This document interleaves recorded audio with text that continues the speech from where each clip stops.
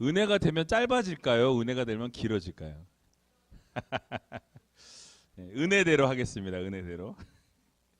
자, 아멘 하셨어요. 아멘. 예. 여러분 옆에 있는 분들하고 한번 인사했으면 좋겠습니다. 당신은 아름다운 교사입니다. 예. 정말 아름다우시죠? 네. 여러분 교사의 직분을 감당한다는 것 결코 쉬운 일이 아닙니다. 그런데 하나님께서 이 사명 맡겨 주셨다라는 거 꼭 기억하셔서 여러분들의 두 손에 학생들의 생명이 달려있다고 생각하시면 딱 맞을 것 같아요. 무슨 생명까지라고 말할 거 있나요? 라고 할지 모르겠지만 정말 그렇게 생각해요. 아이들의 영성이 여러분들의 손에 달려있다라는 것, 여러분들의 그 한마디와 여러분들의 그 한 행동이 아이들의 영혼을 좌지우지할 수 있는 그런 중요한 자리에 있으신 분들이라는 것 여러분들이 꼭 기억하셨으면 좋겠습니다. 다음 세대 부흥이 누구에게 있다고요? 누구에게? 예, 여러분에게 있습니다. 옆에 있는 분들에게 다시 한번 인사했으면 좋겠는데요. 다음 세대 부흥은 당신에게 달려 있습니다. 나는 아니고 너한테만 달려있다고 지금 분위기가 그런 분위기인데 아니에요. 이 들으시는 모든 여러분들에게 달려있다라는 사실이에요. 자, 여러분 부제를 제가 달았는데요. 무엇으로 부흥이 가능한가? 지난번에도 이 교사 세미나를 사실 하면서 저는 상당히 부담이 많이 있었어요. 왜냐하면 제 전공도 아니고 뭐 제가 이런 거를 강의를 잘하는 사람도 아니고 그래서 제가 우리 서창 왕사님한테 얘기했어요. 다음에는 교사 세미나를 전문가로 좀 불러달라고 부탁을 드렸습니다. 그래서 오늘까지만 제가 하고 다음에는 진짜 이 교사 세미나를 잘 하실 수 있는 분이 오셨으면 좋겠고요.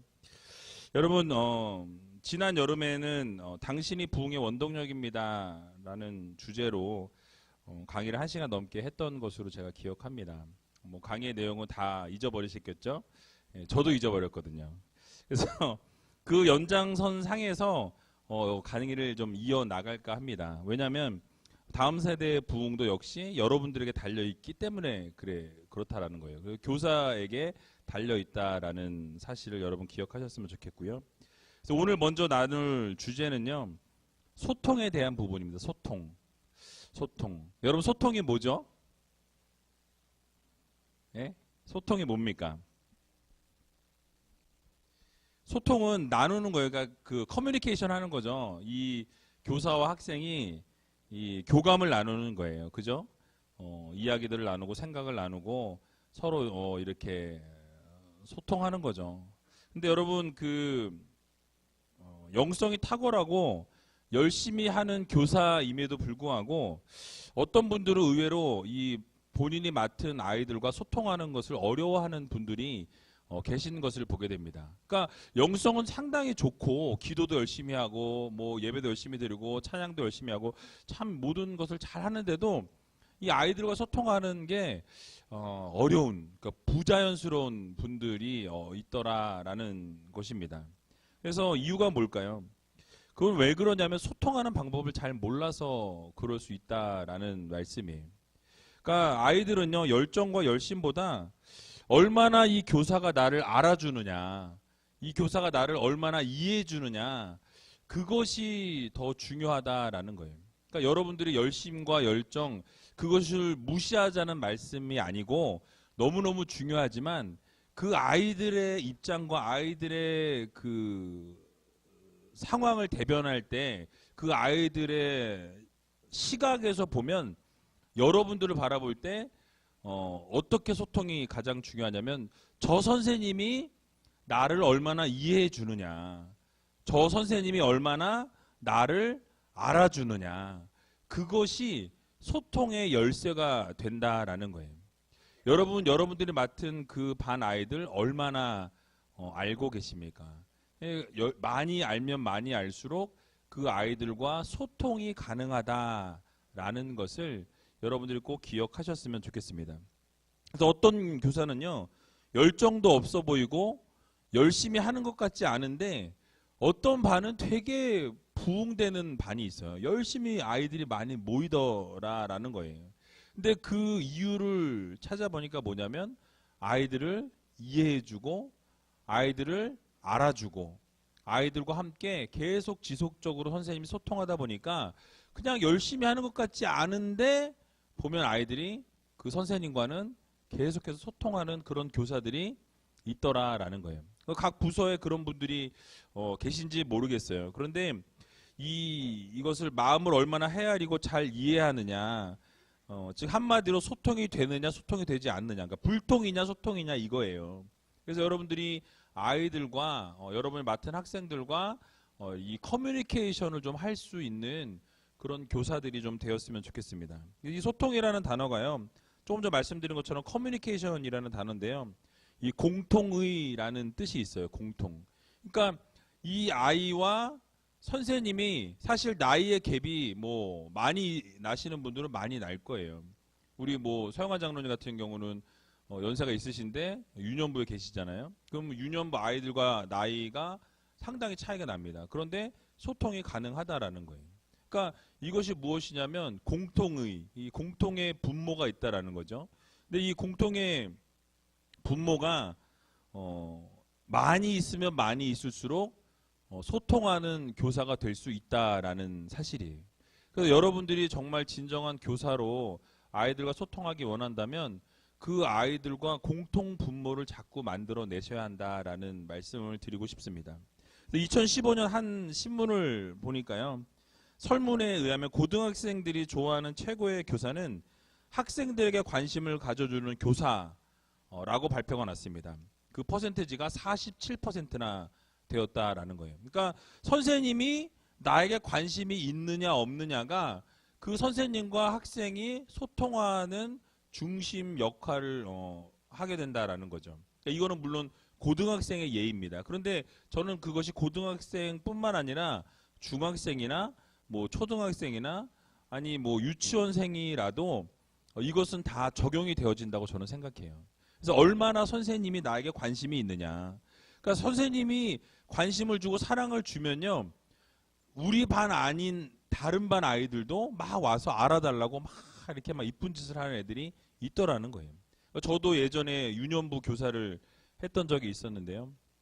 유년부 아이들 이렇게 사랑해주고 이뻐해주고 막 이렇게 지휘도 하고 그랬어요. 그래서 제가 그래서 지휘하면서 아이들 막 이렇게 잘한다고 칭찬해주면 아유 그냥 뭐 서로 막 솔로 할 사람 쳐요 막 이러면서 서로 하겠다 그러고 뭐 할 사람 쳐요 막 이렇게.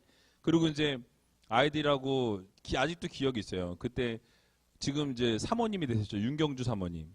그때 이제 제가 지휘할 때 그 앉아 있었던 학생이었는데 서로 그 뭐죠? 밥 먹으러 한 번씩 한 달에 한 번이었나 두 달에 한 번씩 이렇게 회식을 하러 갔어요. 요 앞에 뭐 떡볶이도 먹으러 가고 짜장면도 먹으러 가고 했는데 내려갈 때 항상 오른손 왼손 누가 잡느냐 그거 가지고 애들이 많이 싸웠어요. 예, 뭐 제가 지금 인기 있다는 얘기는 아니고 그때는 진짜 그랬습니다. 그래서 서로 손을 잡겠다고. 그래서 한 명이 손을 잡으면 다른 애가 서로 이렇게 더 잡겠다고 막 이렇게 싸우는 그런 일들이 있었다라는 거예요.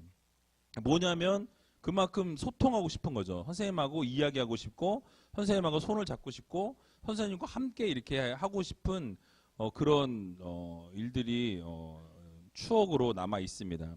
근데 그것처럼 이 학생들이 아까 말씀드린 거랑 같이 연결 다시 한번 말씀드리면 잘 가르치는 교사를 최고의 교사로 뽑은 사람들이 28%밖에 안 돼요. 또 진학 지도나 상담을 잘해주는 교사가 8%밖에 안 됩니다. 그러니까 압도적으로 높은 결과는 누구냐? 바로 학생에게 관심을 가져주는 교사라는 거예요. 그래서 학생들에게 관심을 가져주는 교사에게 학생들이 가장 소통하고 싶고 나누고 싶은 교사가 되더라라는 말씀이죠. 그래서 소통의 창구를 열어주는 교사에게 먼저 다가가기를 원한다라는 말씀이에요. 여러분 사실 요즘에 아이들 한번 보세요. 소통할 대상이 없습니다. 우리 아이들도 제가 집에 가서 딱 보면은요, 요즘 방학 때 주구장창 뭐 할까요? 컴퓨터, 핸드폰, 게임, 아니면 또 뭐예요? 다시 컴퓨터, 다시 핸드폰, 게임. 그러니까 이거 했다, 이거 했다, 엄마 핸드폰 했다, 아빠 핸드폰 했다. 옛날 핸드폰 했다가 뭐 그 텔레비 봤다가 다시 핸드폰 했다가 이거예요. 늘 이걸 하더라는 거죠. 그러니까 소통할 대상이 없습니다. 가정이든 학교든 소통할 수 있는 대상이 없다라는 거예요. 그러니까 아이들이 이 게임이나 스마트폰이나 컴퓨터에 중독이 될 수밖에 없는 게 소통할 대상이 없다 보니까 어떻게 해요? 그 소통을 이제 기계와 소통하게 되는 것이죠. 그래서 여러분 이 소통할 대상이 없다 보니까 그리고 이제 청소년이 되면 이성 친구에게 올인을 하고 결국 그렇게 해서 뭐 문제가 생기게 되는 경우들도 참 많이 볼 수가 있습니다. 그래서 모두 에너지를 쏟다 보니까 결국 문란한 어떤 성적인 행동으로도 연결되는 것이 오늘 많은 미디어를 통해서 우리가 보게 되죠. 그래서 이 소통이 되게 중요하더라는 거예요. 그래서 우리 뭐 유치부에 있는 선생님들도 아이들과 소통할 때 정말 어떻게 소통하고 계세요? 우리 유치부 선생님들. 그냥 궁금해서 한번 여쭤본 거예요. 우리 아이들하고 어떻게 소통하세요? 신명린 권사님. 부모님하고 소통하세요? 예. 그치. 영아들은 그렇죠. 유치부는 어떻죠? 유치부 아이들하고 소통 그래도 가능하지 않을까요? 그죠? 그래서 아이들과 우리가 좀 소통을 좀 할 필요가 있어요. 그래서 아이들도 그리고 아니면 진짜 그 유아들도 자기를 사랑해 주는지 아닌지를 먼저 알죠. 그죠? 그렇다라는 소통이 그래서 필요하다라는 것입니다.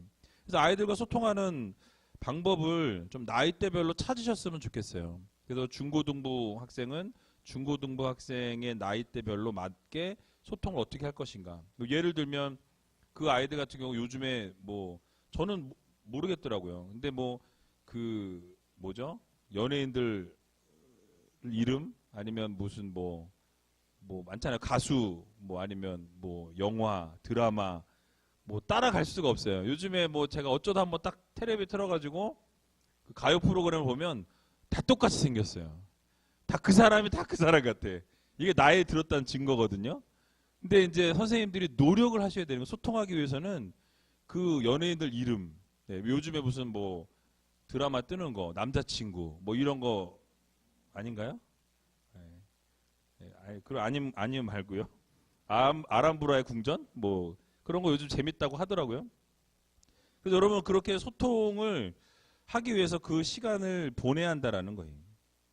그렇지 않으면 눈높이를 맞추지 않으면 소통하기가 어렵다라는 말씀입니다. 그래서 여러분 소통하기 위해서는요 어떤 방법이 있냐? 첫 번째는요 소통을 위해서 공부하셔야 돼요. 공부하기 싫죠. 그런데 공부하셔야 돼요. 그 아이들과 소통하기 위해서 그 나이대별로 유년부 아이들 위해서 초등부 아이들 위해서 또 중고등부 아이들 위해서 그 아이들과 소통하기 위해서 그 나이대별로 맞는 그 아이들이 원하고 좋아하는 것.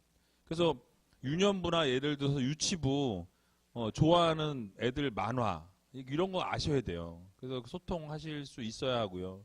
유초등부 아이들 뭘 좋아하는지를 아시고 관심을 가지셔서 그 공부를 하셔야 된다는 거예요.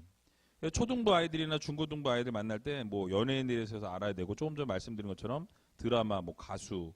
그리고 특별히 예전에 한번 이정현 목사님 오셔가지고 저한테 리스트를 한 장을 딱 주셨어요. 그리고 딱 한번 보라고. 그래도 몇 개나 아냐고 딱 해서 딱 봤는데 30개 단어가 있는데 한 단어도 모르겠는 거예요. 근데 그게 뭐냐면 요즘 줄임말들 있잖아요. 그 중고등학생들이 인터넷에서 쓰는 말들, 그 신조어들이라 그러죠. 그런 것들을 쭉 나열해 놓은 건데 정말 하나도 모르겠더라고요. 그래서 깜짝 놀랐어요. 야, 이게 오늘 현실이구나. 우리 중고등부 교사분들에게 묻고 싶어요. 얼마나 그 아이들의 언어를 이해하시는지. 그러니까 여러분 이런 거를 위해서는 사실은 공부를 우리가 할 수밖에 없는 그 아이들의 눈높이에 맞추기 위해서는 우리가 공부하고 연구할 수밖에 없다라는 것입니다. 그래서 여러분들이 그런 노력을 하셔야 되고요. 두 번째로는요, 그들을 만나야 돼요. 그 아이들을 만나셔야 합니다. 그러니까 만남이 없이는 소통이 불가능해요. 일주일에 한 번, 주일 한 번 만나는 것으로 그 소통이 가능하다고 생각하시면 큰 오산입니다. 여러분, 아이들 주일날 만나는 것만으로는 아이들과 소통할 수 없어요. 시간을 내셔야 한다는 거예요. 애들이 전화를 안 받아요 라고 이야기하시는 분들이 계시는데, 아이들 요즘 전화 받지 않습니다. 문자나 카톡 받고 무시하는 경우가 태반이에요.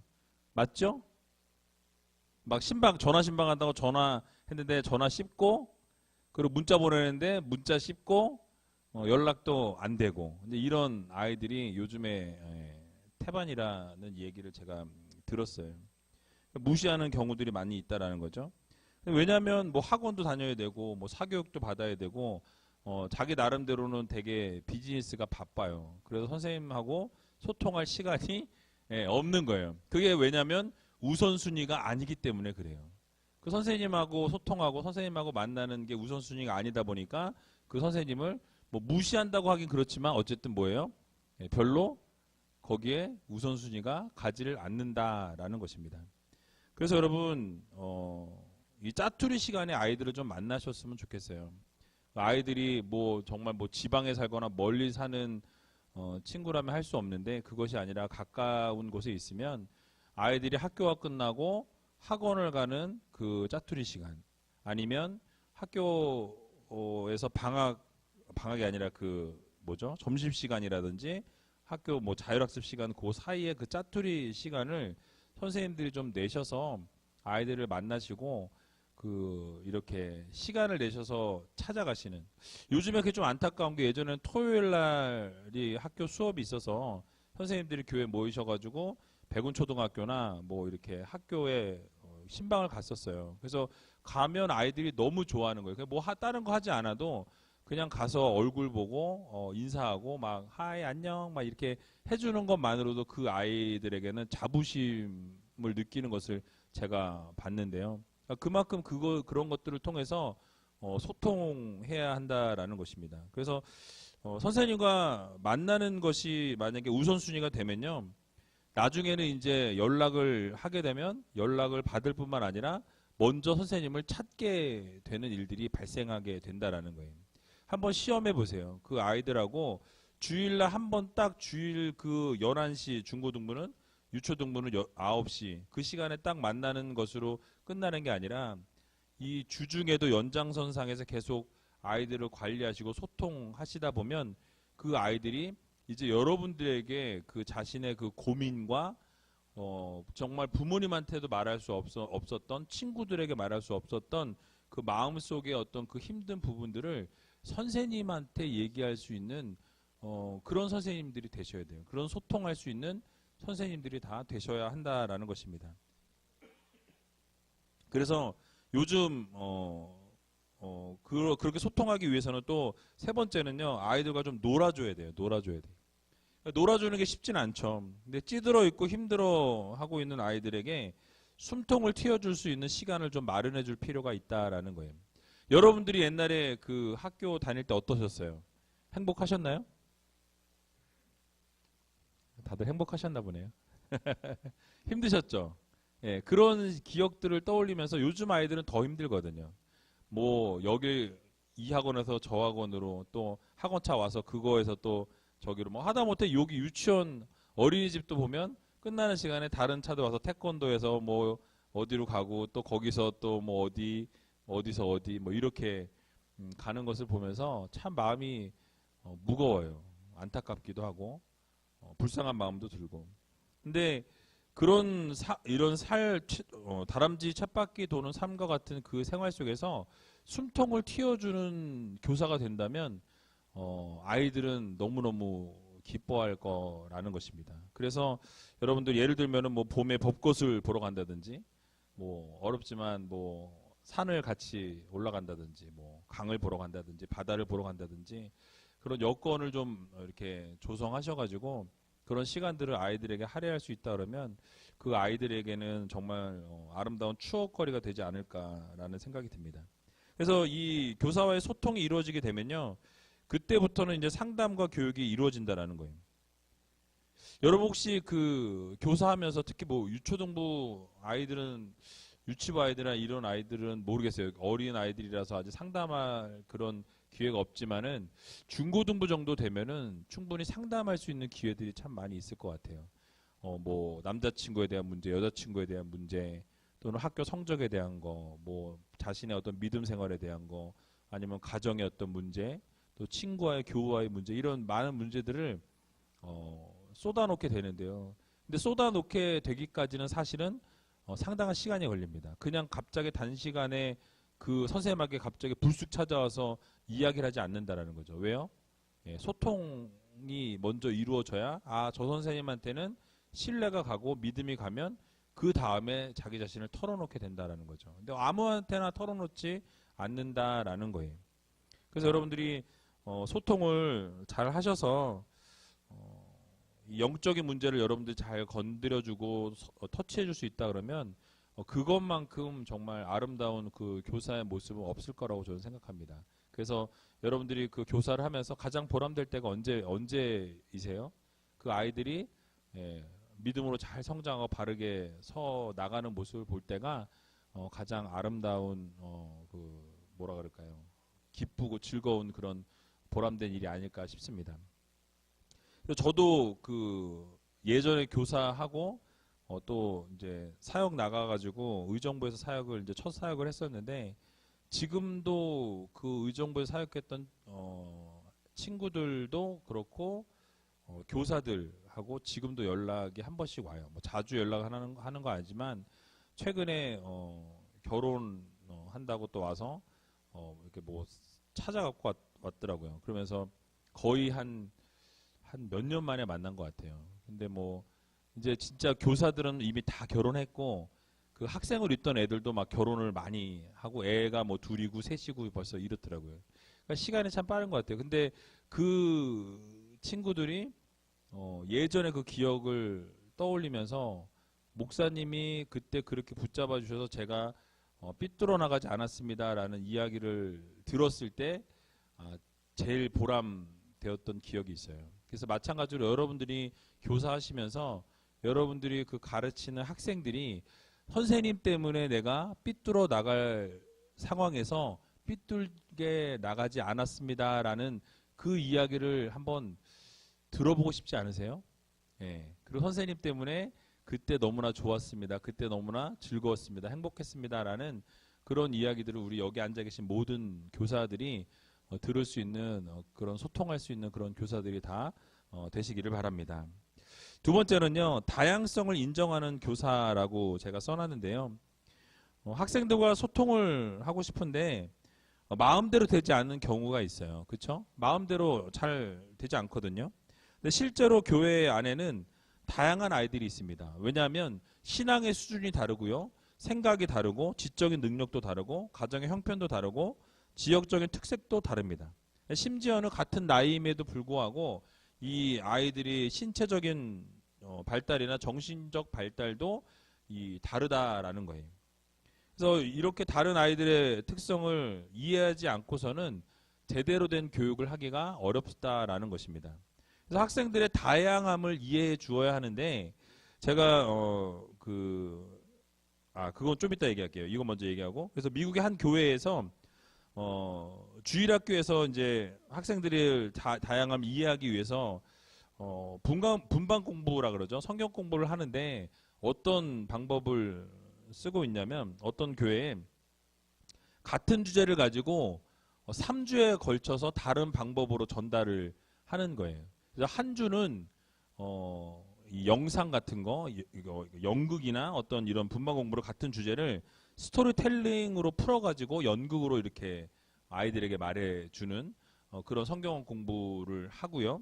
또 다른 한 주는 그림과 같은 것들, 그래서 그림을 보면서 창작 활동, 뭘 만들고 이런 것들을 통해서 성경 구절하고 같이 연결해서 하는 것도 같은 주제를 놓고, 또 한 가지는 음악을 놓고 음악을 들으면서 음악을 부르면서 공과 공부를 하는 그런 것들을 진행하게 됩니다. 이유를 물어봤더니 아이들이 좋아하는 영역이 다 다르다라는 거예요. 그걸 반응하는 아이들이 다 다양하기 때문에 어떤 아이는 음악에서 더 많은 것들을 얻게 되고 어떤 아이들은 뭐예요? 예, 어떤 직접 본인들이 만들어 보면서 거기서 더 많은 것들을 얻게 되고 또 어떤 아이들은 그 창작 활동을 통해서 많은 것들을 얻게 되니까 같은 주제를 놓고 다른 방법으로 다양하게 아이들에게 접근하는 것을 보게 되었다라는 것입니다.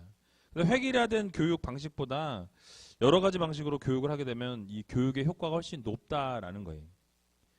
여러분 아이들에게 그 교육을 좀 맞추어 진행하셔야 된다라는 거죠. 그러니까 내 눈높이에서 아이들에게 맞출 것을 요구할 게 아니고 그 내가 가르치고 있는 아이들의 눈높이에 맞춰서 내가 그 교육 방법을 이렇게 제시해주고 교육을 하는 그런 것들이 필요하다라는 것입니다.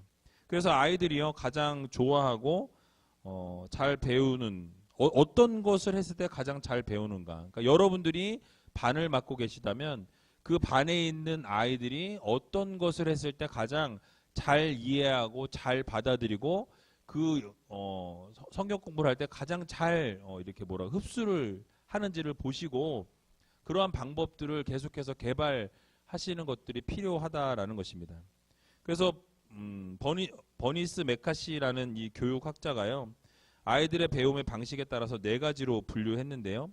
그 뒤에 제가 표를 하나 붙여놨습니다. 그래서 보면 그 아이들이 4가지 분류가 하나는 상상력이 풍부한 학습자라고 되어 있고요.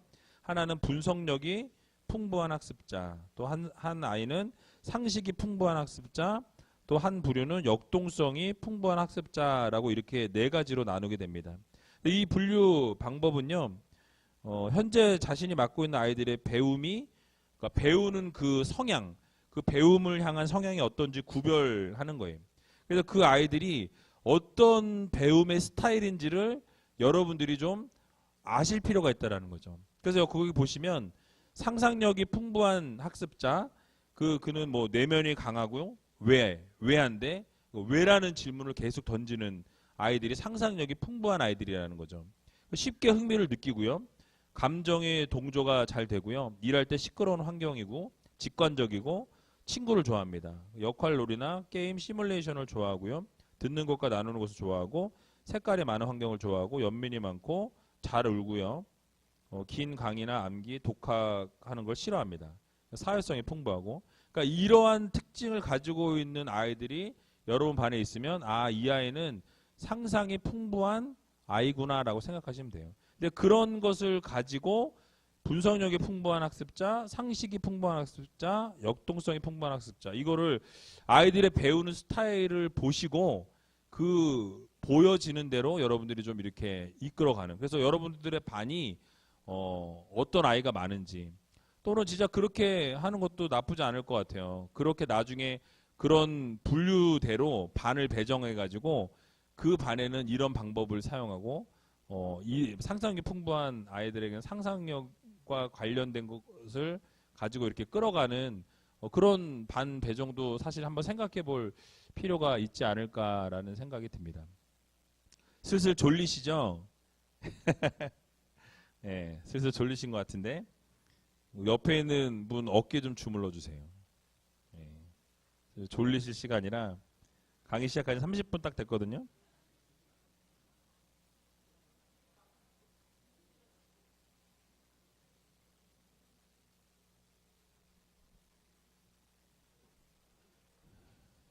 그래서 여러분들이 가르치고 있는 아이들이 배움의 스타일을 사실 우리는 배움의 스타일에 대해서 생각해 본 적 혹시 있으신 분 있으세요?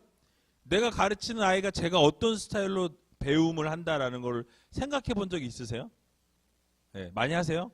이 아이들은 이럴 때 이런 것들을 아무래도 이제 뭐 어린이집 계시니까 권사님은 그럴 것 같은데 다른 분들 중에서 혹시 이 내가 지금 분반 공부하는 이 아이들의 배움 스타일을 생각하고서 가르치시는 분 혹시 그냥 살짝 손 들어 보실래요? 살짝?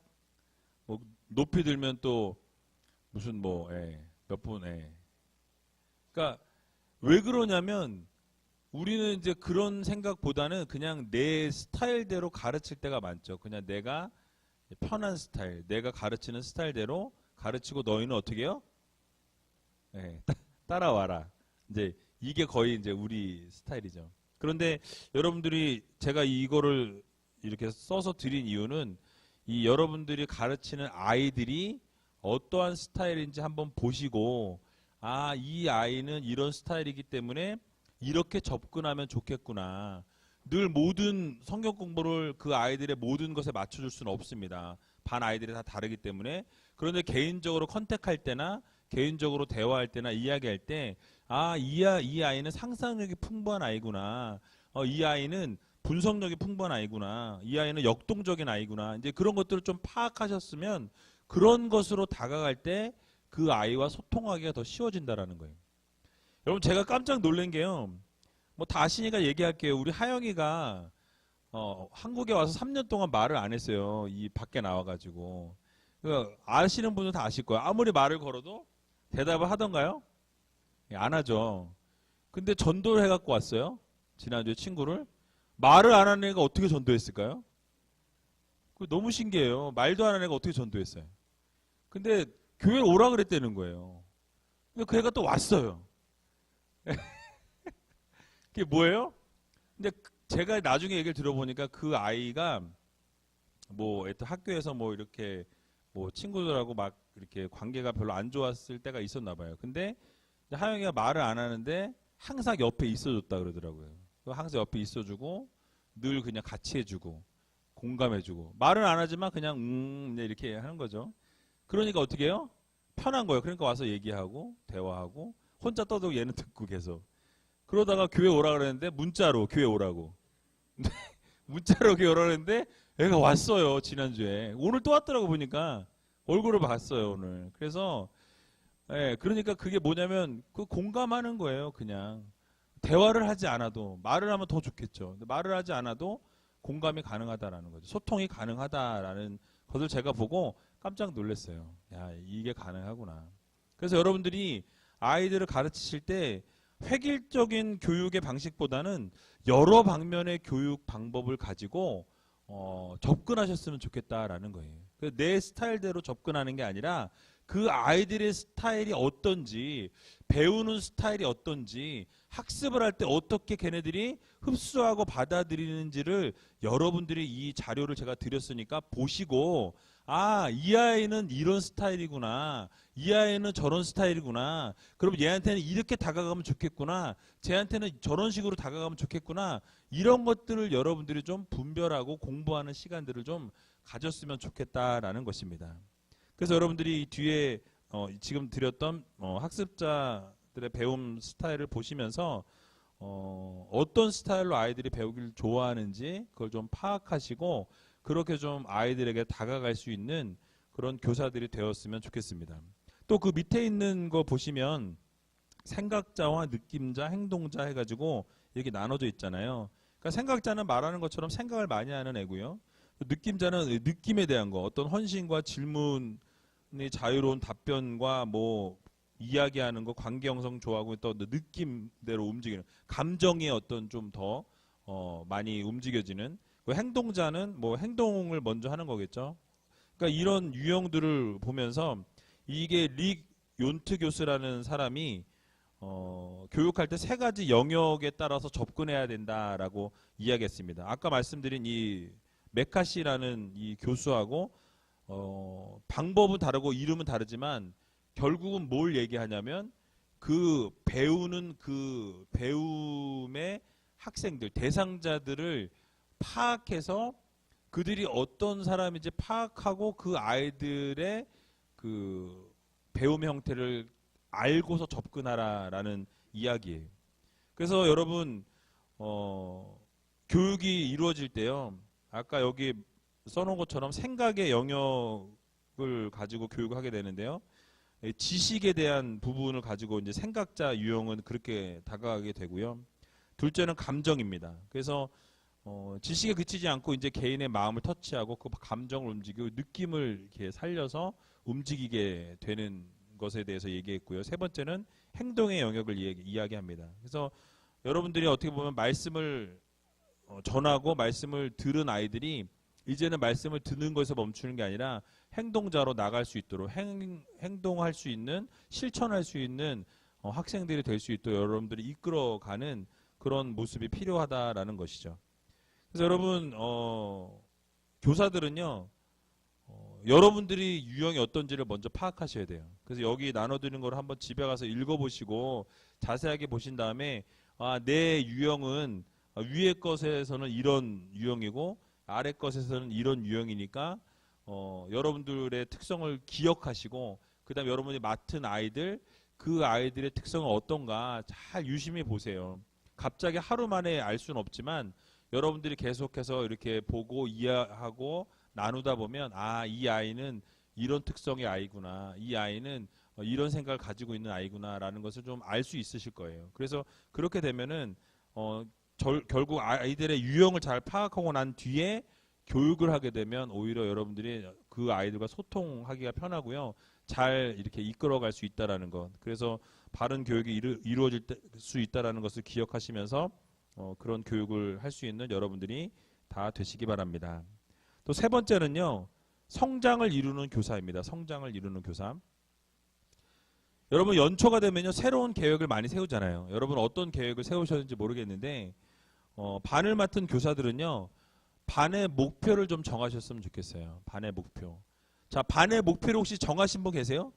학생들하고 올해 시작하면서 우리 반은 이런 거 하자라고 정하신 교사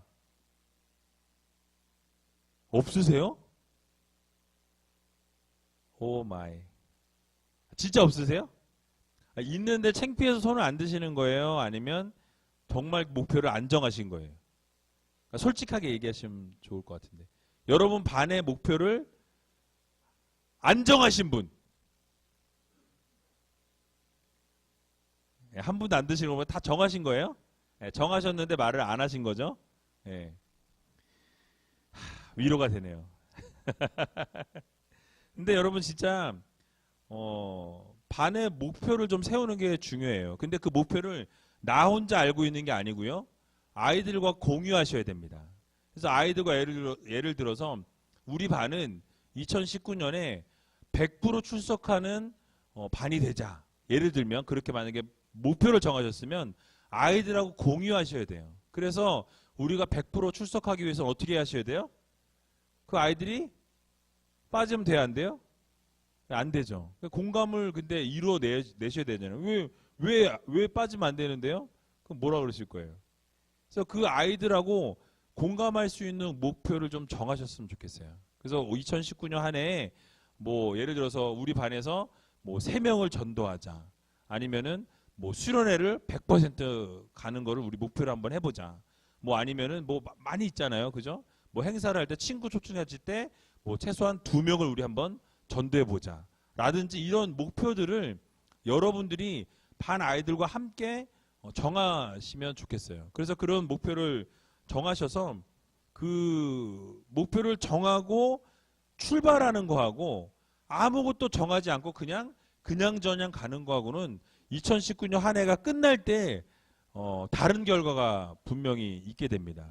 그래서 여러분들 혹시 아까 손을 안 드셔서 제가 약간 시겁했는데 원래는 정하셨는데 말을 안 하셨던 것으로 제가 믿고, 그런데 혹시 솔직히 안 정하신 분들은 다음 주에 아이들하고 모이셔가지고 야, 우리 2019년 한 해 목표를 한번 정해봤으면 좋겠다 해서 목표를 좀 정하셨으면 좋겠어요. 그래서 여러분만의 여러분 반들 안에서 목표를 정하시고 그 목표대로 어떻게 갈 것인가 함께 여러분들이 좀 그런 것들을 나누셔서 목표를 좀 세우셨으면 좋겠습니다. 그래서 학교의 사실 최종 목표는요, 에베소서 4장 13절의 말씀이라고 제가 말씀드리고 싶은데요, 이렇게 말씀합니다. 우리가 다 하나님의 아들을 믿는 것과 아는 일에 하나가 되어 온전한 사람을 이루어 그리스도의 장성한 분량이 충만한 데까지 이르리니 라고 말씀합니다. 그래서 그리스도의 장성한 분량에까지 이르게 하는 것이 바로 교회 학교 교육의 목표가 된다라는 거예요. 그러니까 예수 그리스도를 아는 것과 예수 그리스도 아는 것에서 멈추는 게 아니라 예수 그리스도에게까지 자라가는 그런 교육을 시키고 그런 교육을 담당하는 교사들이 되셔야 한다라는 거예요. 그래서 그 아이들이 그냥 자라지 않습니다. 여러분들의 헌신과 여러분들의 눈물과 여러분들의 기도를 머금으면서 아이들이 예수 그리스도에게까지 자라가는 거지, 어느 날 어느 순간에 그 아이들이 그냥 뻥 하고 자라는 게 아니라는 거예요. 어렸을 때부터 우리 유치부부터 아니 유아부부터 선생님들의 헌신과 기도와 눈물을 통해서 그 아이들이 하나하나 자라게 되고 결국은 그 아이들이 중등부와 고등부를 거쳐서 청년부를 거쳐서 나중에 이 성인들이 되어서 하나님의 나라와 영광을 위해 살아갈 때 결국은 어렸을 때 선생님들의 기도와 눈물을 머금고 자란 아이들이 결국은 바르게 성장하게 되고 교회에 위해서 헌신하게 된다라는 것, 여러분들이 꼭 기억하셨으면 좋겠습니다. 그래서 이 목표를 꼭 정해 주셨으면 좋겠어요. 근데 우리가 목표를 너무 크게 잡다 보면 또 문제가 생기고요. 또 너무 작게 잡다 보면 또 막 이것도 저것도 아니게 되는 경우가 있어요. 그러다 보면 어떤 문제가 생기냐면요. 그냥 나오는 것도 감사한 거예요. 아유, 그저 나오는 것도 감사하지 뭐. 근데 그러다 보면 어떻게 돼요? 그냥 나오는 거에 그냥 거기에만 그냥 초점을 맞추게 되는 경우들이 있고요. 결석 안 하는 것만으로 대단하다고 칭찬하면서 현실적인 목표는 온데간데 없어지고 그냥 저냥 이렇게 가게 되는, 그렇게 한 해를 또 마무리하게 된다라는 것입니다. 중요한 것은요, 목표가 자꾸 내려가면 안 돼요. 여러분 처음에 정하신 목표를 끝까지 좀 이렇게 지속할 수 있도록 뭐 나중에 변경을 하는 한이 있더라도 계속해서 그 목표를 향해서 그 골을 향해서 여러분들이 좀 같이 아이들과 호흡해서 나아갈 수 있는 그런 교사들이 되셨으면 좋겠습니다. 근데 진정한 교사는요, 부모의 심정으로 아이들을 대해야 한다라는 거예요. 여러분 자녀를, 부모가 자녀를 포기하는 경우가 있나요? 어떠세요? 여기 앉아 계신 부모님들 가운데 나는 우리 애가 너무 문제가 있어서 나는 예전에 포기했습니다 하시는 분 계세요? 없으시죠? 그러니까 여러분들의 학생 맡겨진 아이들도요, 부모의 심정으로 좀 바라보셨으면 좋겠어요. 그러니까 뭐 부모님들은 이미 부모의 심정을 아시기 때문에 여러분들의 맡겨진 아이들을 부모의 심정으로 대할 수 있다라고 생각하실지 모르겠는데 젊은 선생님들도 마찬가지예요. 부모님의 마음, 부모님의 심정을 여러분들이 하나님 앞에 기도하고 구하면 그 마음을 하나님이 주신다라는 거예요. 그래서 부모님의 마음으로 이 아이들을 위해서 기도하고 부모님의 마음을 가지고 이 아이들 포기하지 아니하고 이 아이들 끝까지 붙들고 가겠다라는 그 마음을 하나님 앞에 간구하면 하나님께서 반드시 그 마음을 우리들에게 주시고 젊은 선생님들에게도 그 부모의 마음이 무엇인지를 깨닫게 하신다라는 것을 우리가 꼭 기억해야 한다는 것입니다. 그래서 여러분 맡은 아이들의 부모가 되시기 바라요. 아무도 대답을 안 하시네요. 옆에 있는 분들에게 당신이 맡은 아이의 부모가 되시기 바랍니다. 이렇게 한번 인사했으면 좋겠습니다. 부담이 되나요? 갑자기 확 아이가 너무 많아서 갑자기 10명이 됐네요, 자녀가. 근데 여러분 정말 진짜 엄마 아빠의 모습으로 아이들을 섬기게 되면요, 그 아이들도 반드시 변하게 되어 있습니다. 그 부모님의 마음을 느끼게 되면요, 그 아이들이 완전히 변화되어진다라는 거예요. 아까 잠깐 말씀드리는 그 이정현 목사 같은 경우에 드림교회에서 지금 사역하고 있거든요. 근데 그 친구하고 한번 연락해서 얘기하다 보면 그 친구는 그 교회에서 소위 말하는 양아치들이 많대요. 양아치들이 많은데 이 양아치들이 꼭 그렇게 와서 이해해주고 공감해주고 같이 이렇게 놀아주고 대화하고 하다 보니까 나중에 이 아이들이 아빠라고 부른다고 하더라고요. 아빠. 그래서 그걸 제가 들으면서 야, 정말 너는 성공했다. 네 사역 정말 성공했다. 라고 이야기를 했던 기억이 있습니다. 그래서 여러분들 정말 그 부모의 심정으로 아이들에게 다가갈 때 그 아이들이 놀랍게 변화되어지고 회복되어지고 정말 많은 열매를 맺을 수 있다라는 것. 그래서 여러분들이 이 부모의 마음을 좀 가질 수 있는 그런 교사들이 되었으면 좋겠습니다. 자, 그렇다면 교사가 영적으로 좋은 부모가 되기 위해서는 이 많은 공부와 또 노력과 시행착오를 거쳐야 되는데요. 갑자기 좋은 교사가 될 수 있을까요, 없을까요? 어느 날 갑자기 좋은 교사가 될 수는 없습니다. 노력과 준비 없이는 좋은 교사가 될래야 될 수가 없다라는 거예요. 자, 그러면 어떤 준비가 필요할까요? 아이들에 대해서 잘 알아야 돼요. 내가 맡은 이 아이들에 대해서 유년부면 유년부, 유치부면 유치부, 초등부면 초등부, 중등부면 중고등부면 중고등부, 이 맡은 아이들의 그 특성을 잘 아셔야 된다라는 거예요. 뭘 좋아하고 뭘 싫어하는지, 또 가정환경과 부모님은 어떠신지, 친구 관계는 어떤지, 또 그 아이들의 삶의 현장에서 정말 이슈가 되고 있는 것이 무엇인지 샅샅이 아셔야 돼요.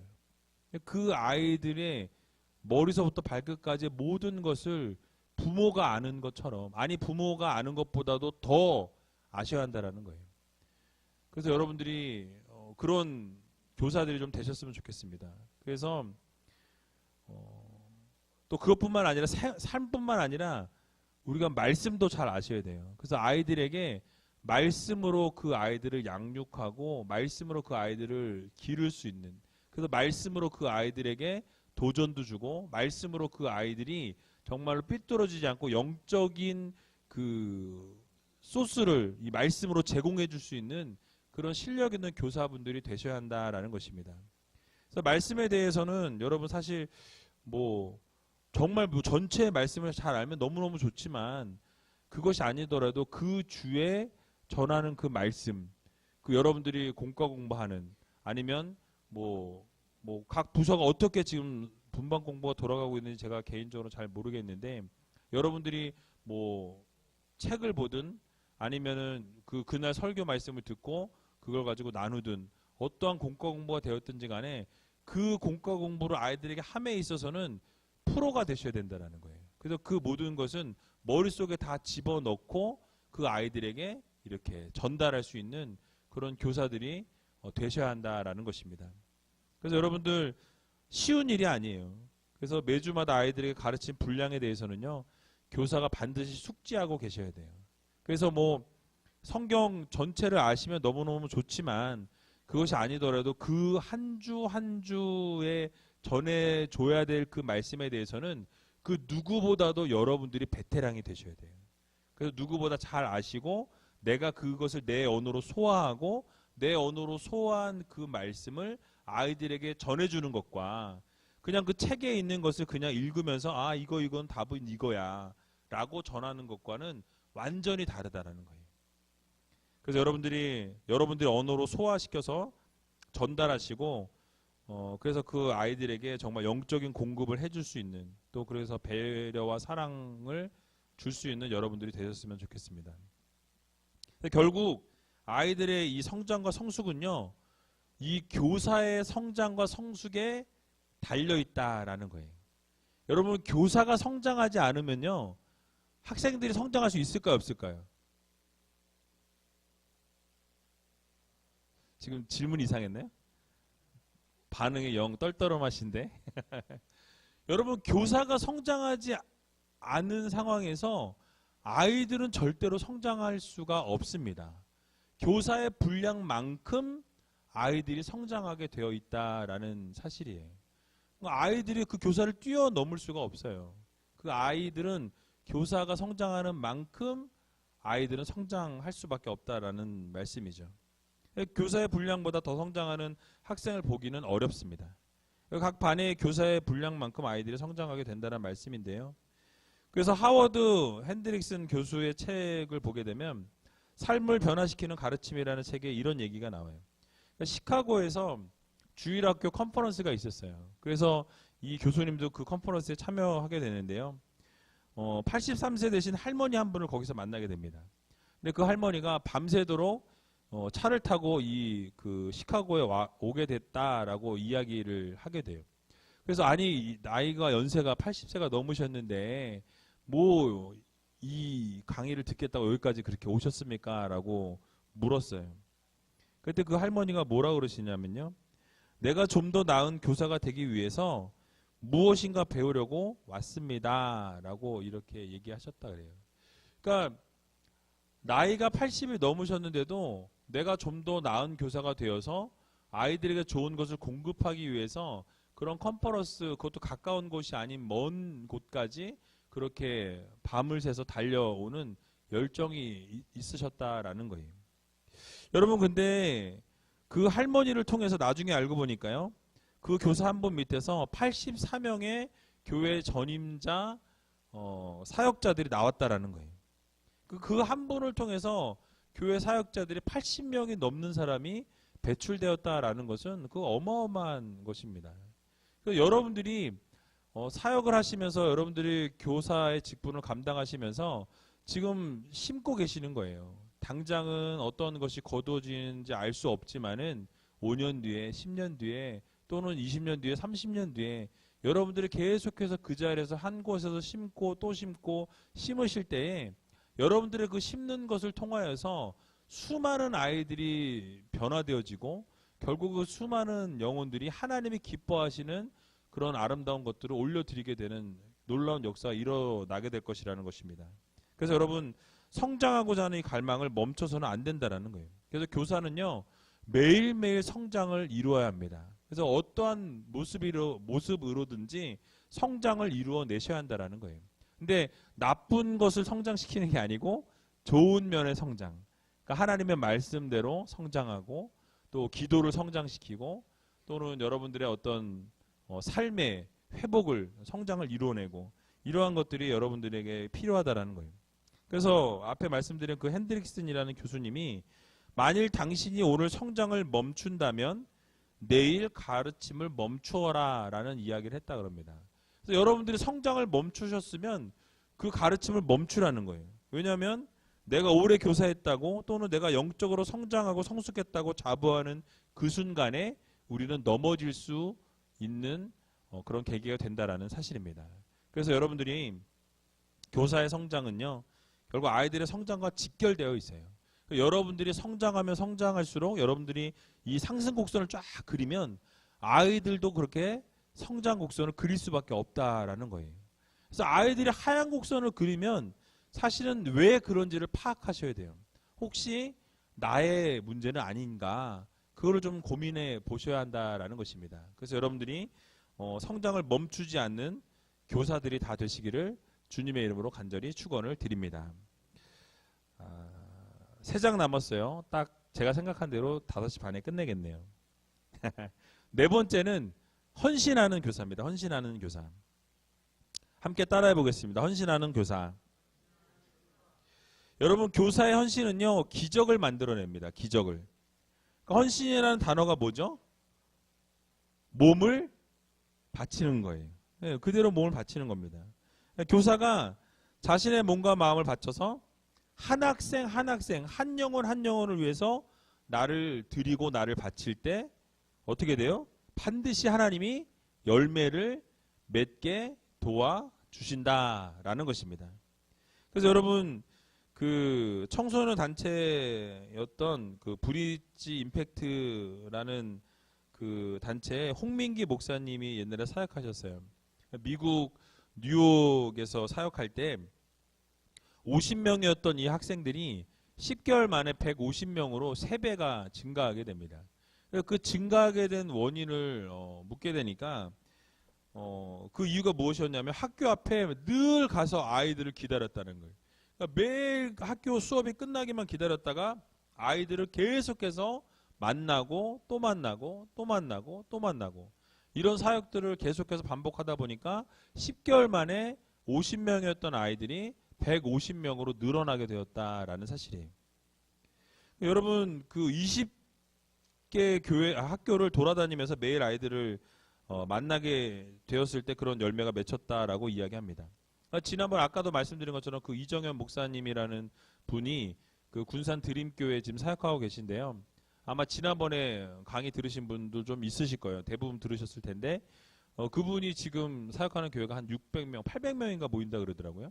그러니까 그 얘기를 들어보니까 교회, 그러니까 학교 교회에서 만나는 것으로 끝이 아니고 학교로 한 40개 학교가 되는 학교를 원래 못 들어가게 돼 있대요. 근데 어떤 방법을 통해서든지 하나님이 길을 열어주셔서 학교로 들어가고 그 학교 안에서 아이들을 만나고 그 짧은 그 시간 동안에 나누고 말씀 나누고 기도하고 그리고 아이들끼리 기도하는 모임들을 계속해서 만들어서 결국은 그 교회가 계속해서 성장하는 이 부흥이 멈추지 않는 그런 청소년부가 멈추지 않는 그런 교회가 되는 것을 보게 됩니다.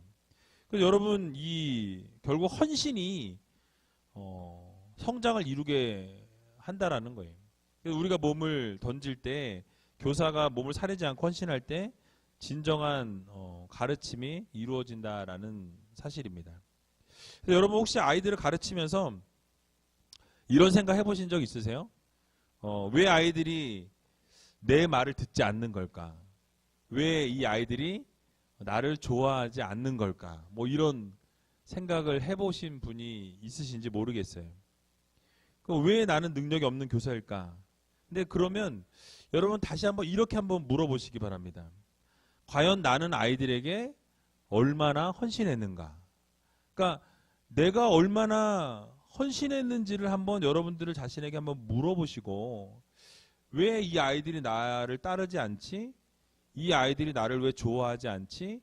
이 아이들이 왜 내 말을 듣지 않지? 라고 묻기 이전에 여러분 자신에게 물어야 될 것은 무엇이냐면 내가 과연 이 아이들을 위해서 얼마나 헌신했는가?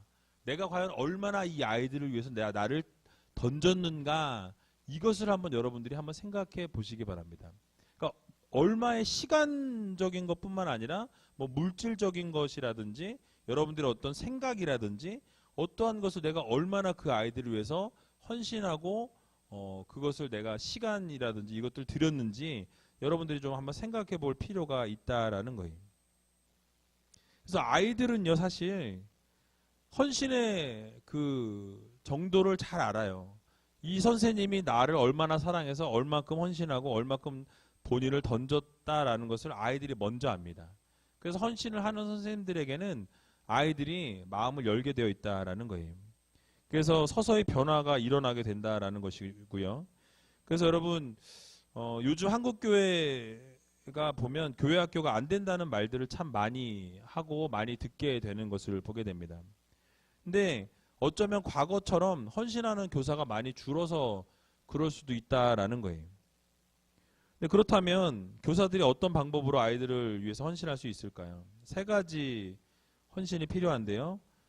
첫 번째로는 기도로 헌신해야 됩니다. 기도. 그러니까 기도로 이 아이들을 위해서 기도하셔야 돼요. 그 아이들의 기도 제목을 적으셔가지고 뭐 새벽 예배에 나와서 기도를 하시든지 여러분들이 일정한 시간을 정하셔서 기도하시든지 그 아이들을 위해서 기도의 헌신을 하셔야 돼요. 일정한 시간을 하나님 앞에 드리시고 한 영혼 한 영혼을 위해서 그 한 영혼 한 영혼의 변화를 위해서 그 한 영혼 한 영혼의 기도 제목을 위해서 여러분들이 기도할 때 그 아이들을 향한 그 마음이 아까 말씀드린 것처럼 그 부모의 마음이 더 이렇게 일어나게 되어 있다는 거예요. 그래서 여러분들이 그 시간으로 그 기도로 헌신하셔야 되고요. 두 번째로는 시간으로 헌신해야 됩니다. 시간.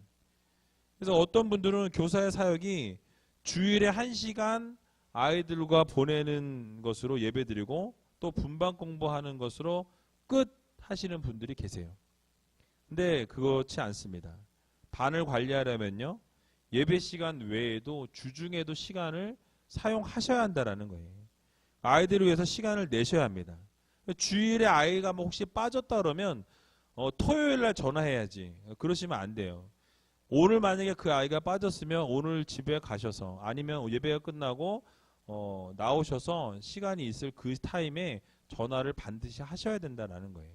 전화 신방을 하시든지 가능하시면 찾아가셔서 얼굴을 보시고 이야기할 수 있는 그런 시간에 어떤 헌신이 있어야 된다는 거죠. 그래서 주중에 시간을 내셔서 아이들을 만날 수 있으면 더 좋고요.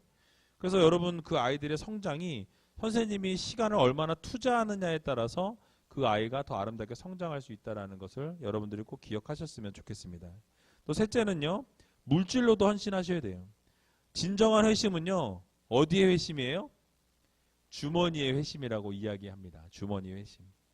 그래서 교사의 진정한 헌신의 수준도 자신의 주머니 사용에 달려 있다라는 거예요.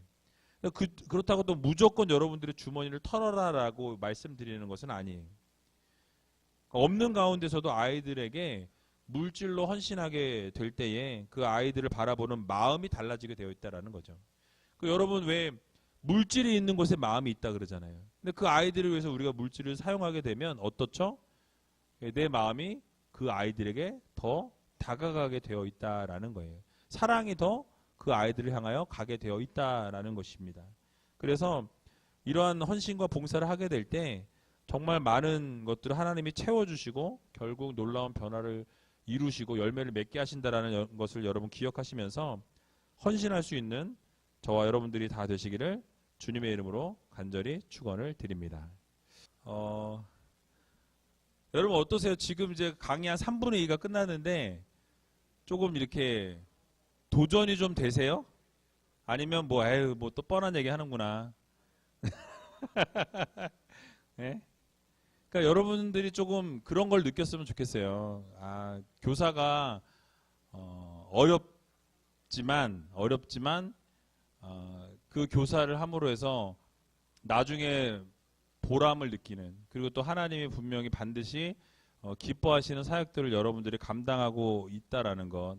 그러니까 정말 중요한 한 부분을 여러분들이 차지하고 계시다라는 것. 그래서 이 아이들의 그 다음 세대 아이들을 여러분들이 교육하고 양육해서 그 아이들이 다시 또 이 교회로 성인으로 들어와서 아름다운 사역들을 또 감당할 수 있도록 그것들을 여러분들이 지금 뭐라 그럴까요? 미리 작업을 하고 계신다고 생각하시면 돼요. 그래서 그런 교육을 여러분들이 다 일임하고 맡고 계시다라는 것 꼭 기억하셨으면 좋겠습니다. 자, 그럼 5번째, 사랑이 넘치는 교사. 예, 우리가 부흥을 위해서는 사랑이 넘치는 교사들이 되셔야 한다라는 건데요. 가장 중요한 일이 여러분 뭡니까? 교사하면서 여러분에게 맡겨준 사명이 뭐예요? 예, 아이들을 사랑하는 거예요. 아이들 사랑하는 거예요.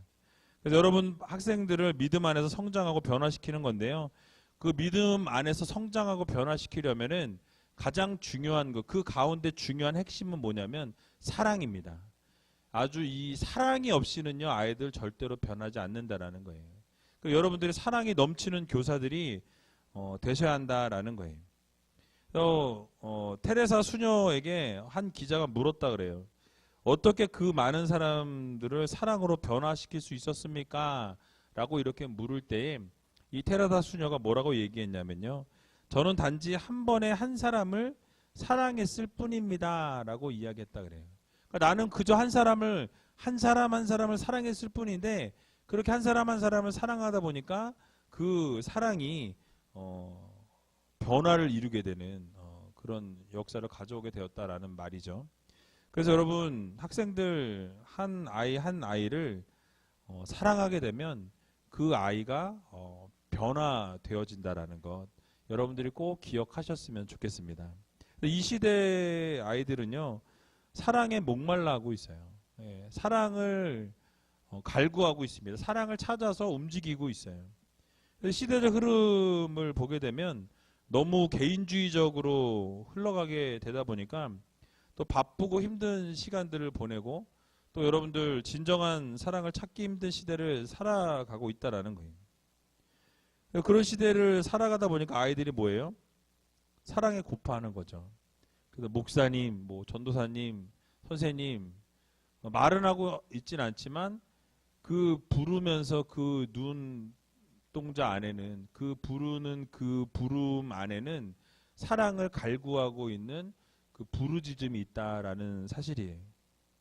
그래서 여러분 아이들이 여러분들을 부를 때 그 아이들의 그 부름 안에 정말 그 아이들의 그 갈급해하는 그 사랑을 갈구하는 그 마음이 있다라는 것을 여러분들이 꼭 기억하셨으면 좋겠습니다. 다른 데서 받을 수 없는 그 사랑을 교회 안에서조차 외면해버리면요 여러분 더 이상 갈 데가 없습니다.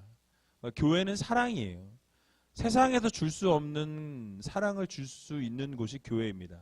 그런데 교회에서조차 사랑으로 외면이 되어져 버리면요, 더 이상 그 아이들은 갈 곳을 잃어버리게 된다는 거죠. 더 이상 어디 뭐 발붙이고 이야기할 수 있는 공간은 없어지게 된다는 거예요.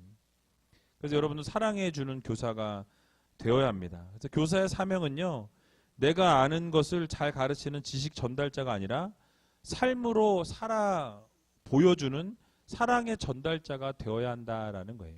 그러니까 주님께서 십자가 달려 죽으시기까지 사랑하신 그 사랑을 가지고 우리는 그 아이들을 사랑해 주어야 한다라는 것이죠.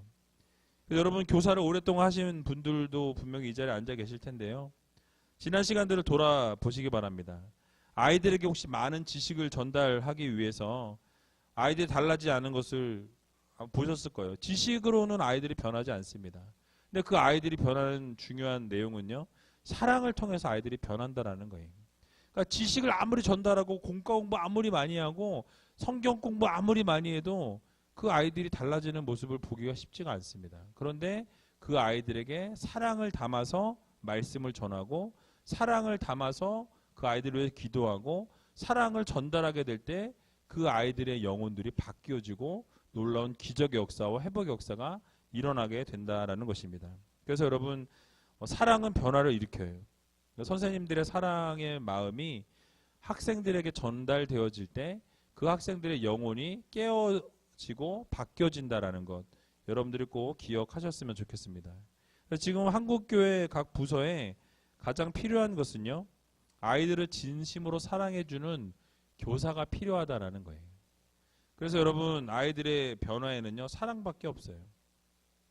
사랑은 엄청난 힘을 가지고 있습니다. 예수님의 가르침의 힘도 사랑에 있었어요. 자신을 욕하고 저주하고 떠났던 베드로를 어떻게 하죠? 사랑으로 용서하고 보듬어주고 안아줍니다.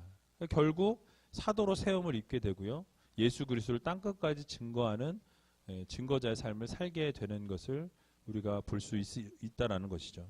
그래서 여러분, 결국은요, 교육의 본질은 사랑이에요.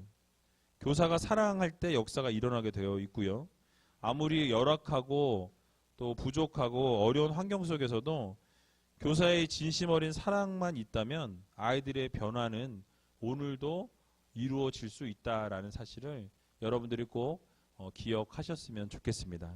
그래서 아이들을 사랑으로 보듬어 안아줄 수 있는 그런 교사들이 다 되시기를 주님의 이름으로 간절히 축원을 드립니다.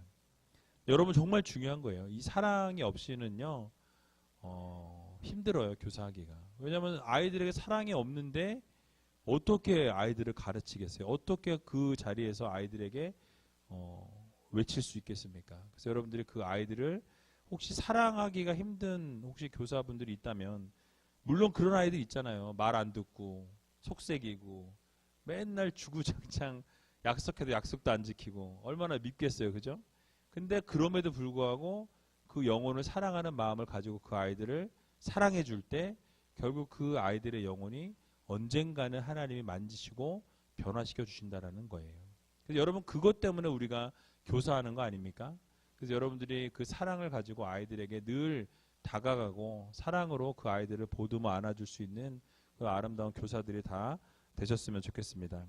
마지막으로 또 다른 교사 세우기라고 이렇게 해놨는데요.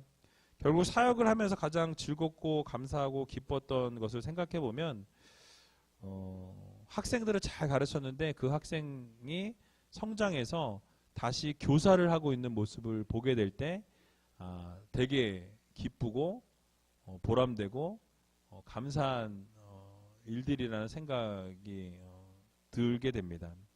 그래서 여러분, 교회가 해야 할 가장 중요한 일 가운데 하나가 사람을 세우는 일이에요. 그리고 교사가 해야 할 가장 중요한 일 역시 또 다른 교사를 세우는 일입니다. 그래서 여러분들 한번 상상을 해보세요. 여러분들이 가르치는 이 유년부 아이들, 뭐 유치부 아이들, 뭐 중고등부 아이들이 여러분들이 잘 가르쳤는데 이 아이들이 중고등학교를 졸업하면서 저도 선생님 그렇게 가르치셨던 선생님처럼 저도 그렇게 가르치는 교사가 되고 싶습니다 라고 이야기하면서 다시 교사로 헌신하는 모습을 보았을 때 여러분 어떤 마음이 들 것 같아요? 너무너무 감사하죠. 너무너무 기쁘죠. 너무너무 즐겁죠. 행복하죠. 이것이 교사의 사명입니다. 그래서 여러분들이 또 어떤 분들 그럴 수 있어요. 옛날에 저도 청년부에 있을 때 같이 이제 그 분명히 옛날에는 선생님이었는데 청년부 딱 들어오면서 뭐예요? 네, 형, 오빠 이제 이렇게 되는 거죠. 막 열 몇 살, 15살 차이 나는데 막 갑자기 호칭이 바뀌면서 맘먹으려고 그래요. 근데 그러면서도 교사를 딱 이렇게 하는 걸 보면 야, 그래도 쟤 잘 키웠구나. 옛날에 그렇게 말썽 피고 옛날에 그렇게 엉망진창이었는데 저렇게 서 있는 걸 보니까 감사한 거예요. 그래서 여러분 또 다른 교사를 세워갈 수 있는 교사들이 되시기 바랍니다. 그래서 여러분들이 있는 부서에서 그 아이들을 잘 키워서 다음 부서로 올려보내고 또 올려보내고 또 올려보내서 결국은 고등부에서 올려보낼 때 그 아이들이 청년부에 가서는 다시 교사로 헌신해서 다시 아이들을 가르치는 교사가 되고 또 그 아이들이 교사가 된 아이들이 아이들을 가르치고 가르쳐서 그 아이들이 또 교사가 되고 이러한 일들이 계속해서 반복되어질 때 교사가 아름답게 세워지면 그 교회는 분명히 하나님이 기뻐하시는 교회가 될 수밖에 없다라는 사실을 여러분들이 꼭 기억하셨으면 좋겠습니다. 그래서 여러분 제가 한번 여쭤보고 싶어요. 여러분들이 교사하시면서 얼마나 많은 교사들을 배출시키셨습니까? 뭐 숫자가 중요한 건 아니지만 많으면 많을수록 저는 좋다고 생각해요. 그래서 여러분들이 잘 케어하고 여러분들이 잘 그 아이들을 위해서 기도하고 그 영혼들을 위해서 정말 여러분 붙잡고 함께 눈물 흘려주고 함께 정말 같이 공감해주고 소통하고 여러 가지 것들을 함께 나눌 때에 그 아이들이 나중에 성장해서 교사가 되어 있는 모습을 딱 한번 보세요. 어떠실 것 같아요? 예, 너무너무 뿌듯하고 감사하겠죠. 그런 일들을 여러분들 계속해서 이루어 가셨으면 좋겠습니다. 그래서 우리 고등부를 졸업하는 학생들이 선생님처럼 저도 교사가 되고 싶습니다. 그래서 그렇게 교사로 섬길 수 있는 그 고등부 3학년 학생이 예를 들어서 5명이 있는데 5명이 다 교사를 할 수 있는 10명이 있는데 10명이 다 교사를 할 수 있는 그런 교회가 된다면 정말 그것처럼 아름다운 모습은 없을 거라고 저는 생각합니다. 그래서 여러분들이 가까운 미래 또는 먼 미래에 우리 교회를 책임지는 또 다른 교사를 세우고 있는 그 귀한 사역들을 여러분들이 지금 감당하신다라는 것 여러분들이 기억하시고 정말 이 사역을 이 맡겨주신 사명을 여러분들 정말 아름답게 지금 감당해 오신 것처럼 앞으로도 그렇게 감당하시게 되면 하나님께서 결국 여러분들에게 잘했다 충성된 종이라 일컬어 주시고 칭찬해 주시고 격려해 주시고 또 때로는 힘들고 어려운 순간들이 있겠지만 그 가운데서도 여러분 최선을 다할 때 결국 가장 중요한 것은 다른 교사를 또 세워나가는 것. 여러분들이 지금 교사하는 것을 통해서 다른 교사가 또 하나 세워지고 또 세워지고 또 세워진다면 그것만큼 보람된 일이 없을 거라고 생각하면서 여러분 그 역할을 통해 다음 세대의 부흥을 이끌어낼 수 있는 귀한 우이제일교회 모든 교사분들이 다 되시기를 주님의 이름으로 간절히 부탁을 드립니다. 잠깐 기도 같이 했으면 좋겠는데요. 5분 빨리 끝냈습니다. 그래서 기도를 5분 하고 30분에 딱 맞췄으면 좋겠는데요. 같이 여러분 들은 강의를 좀 생각하시면서 하나님 내가 그동안 우리 아이들과 소통하는 모습이 부족했다면 소통할 수 있는 교사가 되게 해달라 여러분 기도하시고요. 또 우리 아이들을 다양함을 인정할 줄 아는 그래서 그 아이들을 다 파악하고 그 아이들의 특성, 그 아이들의 성격, 그 아이들의 생각, 그 아이들이 어떤 마음을 가지고 있는지 다양함을 인정할 수 있는 그런 교사가 되게 해달라고 또 내가 먼저 성장해서 내가 이룬 성장을 아이들에게 줄 수 있는 그런 교사들이 좀 되게 해달라고 그래서 이 내가 성장하지 않으면 아이들은 절대로 성장할 수 없다고 말씀드렸습니다. 그래서 매일매일 성장을 이루고 성장과 성숙을 이루는 교사들이 되게 해달라고 여러분 기도하시고 또 헌신하는 교사가 되게 해달라고. 그래서 지금도 헌신하고 계시지만 정말로 몸을 들여서, 마음을 들여서, 물질을 들여서, 시간을 들여서, 모든 것들을 들여서 헌신할 수 있는 귀한 교사들이 되게 해달라고. 또한 여러분, 사랑이 넘치는 교사가 되어야 한다고 말씀드렸습니다. 그래서 사랑이 넘치는 교사, 아이들을 위해서 눈물을 흘려주고, 그 아이들이 정말 오고 갈 데 없고 누구에게도 말할 수 없는 그런 문제들을 가지고 와서 사랑이 많은 교사들에게 모든 것들을 풀어놓을 수 있는 그런 사랑 많은 교사들이 되게 해달라고. 결국 그래서 여러분들의 헌신과 수고와 땀이 또 다른 교사를 세울 수 있는 그런 교사가 되게 해달라고. 그래서 여러분도 혹시 문제가 있으면 하나님 이 시간 이 문제 하나님이 해결해 주셔서 정말 아름다운 것들을 감당하고 이 교사의 직분 죽기까지 충성하는 하나님의 귀한 백성들이 되게 해달라고 함께 통성으로 한 2, 3분간 기도하고 제가 마무리 기도함으로 마치도록 하겠습니다. 우리 주여 한번 외치고 통성으로 기도하는 시간 갖도록 하겠습니다. 주여, 사랑 역사하신 아버지 하나님, 은혜와 사랑 감사합니다. 하나님의 사랑하신 귀한 백성들이 모였습니다. 우리 교사들 하나님께서 기억하여 주시고 아버지 그 말씀처럼 소통하는 교사들이 되기를 소원합니다. 아버지 우리 아이들을 위해 눈물을 흘려 기도하게 하여 주시고 무릎 꿇게 하여 주시고 아이들을 위해 헌신할 수 있는 믿음의 교사들로 삼아 주시옵소서. 특별히 아이들을 가르칠 때 다양함을 인정하는 교사들 되게 하여 주시고 또 내가 먼저 성장하고 성숙하여 주는 귀한 역사를 이루는 교사들 되게 하여 주시옵소서. 특별히 아버지 헌신하기를 원합니다. 물질을 드리며 마음을 드리며 생각을 드리며 시간을 드리며 아버지 하나님 기뻐하셔서 감당할 수 있는 믿음의 교사들이 다 될 수 있도록 하나님 인도하여 주시옵소서.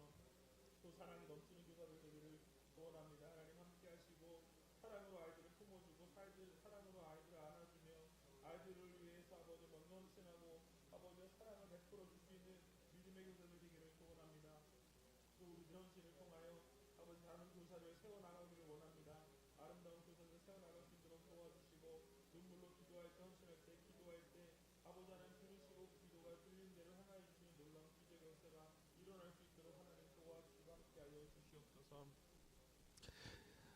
사랑의 주님 감사합니다.